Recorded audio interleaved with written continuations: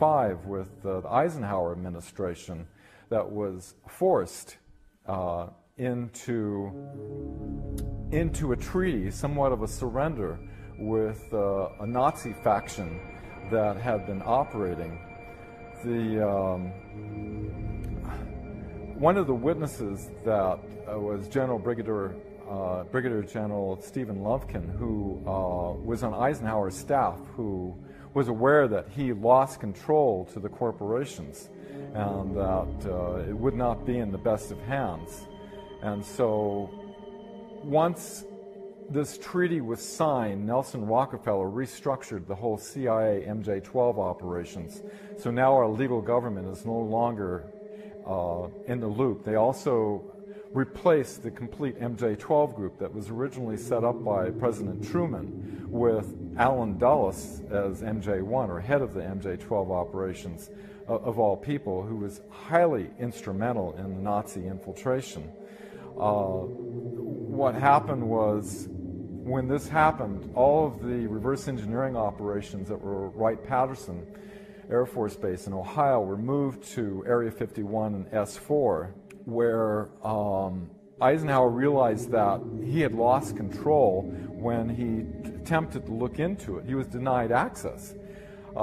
Here, a five-star general was really pissed, so he threatened to invade Area 51, where the First Army out of Colorado.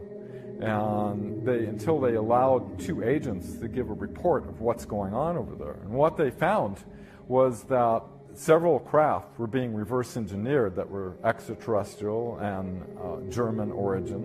One of the ways that the Nazis obtained their advanced technology before World War II was through the use of a channeler called Maria Orsic. Maria Orsic was channeling telepathic messages from extraterrestrials that were offering her plans and schematics to actually create anti-gravity craft. Maria Orsic channeled this information for the Occult Vril Society in Germany. This information was later used by these German secret societies to build out many of their crafts. Because they were focused more on the qualitative superiority rather than the quantitative, they were more focused on having more advanced technology rather than more tanks and boots on the ground.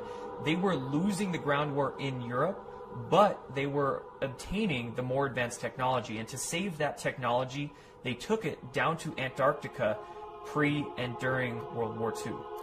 In the late 1930s, the Nazis had an expeditionary group go down to Antarctica, and they found some very interesting things.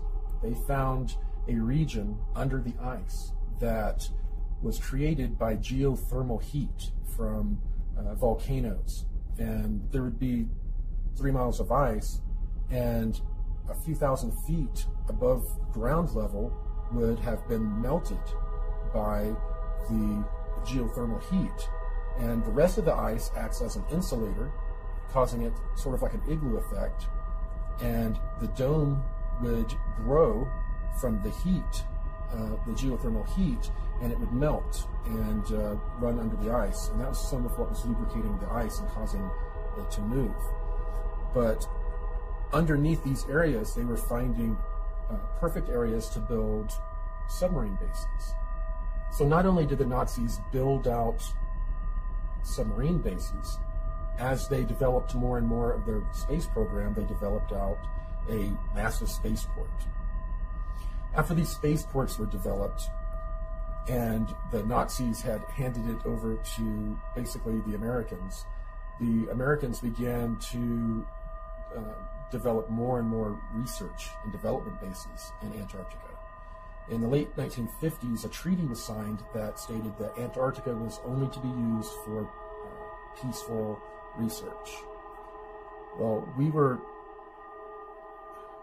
basically arriving and digging giant holes under the ice in various areas and building out these giant complexes, much like I think it was called Project Iceworm back in the 1960s, where in Greenland, the United States Army Corps of Engineers was building out an ICBM base hidden under the ice, and it was very sophisticated.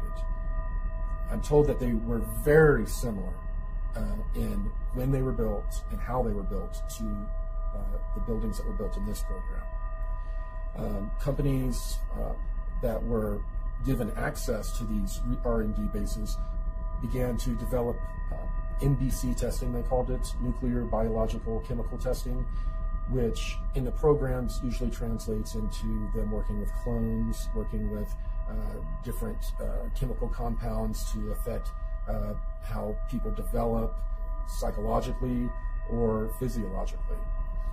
So a lot of very, very dark scientific programs began to be developed down in Antarctica, and indeed are going on to this very day. One of the biggest things that the Cabal does not want us to know about are the existence of these R&D bases and all of the horrible crimes against humanity that are occurring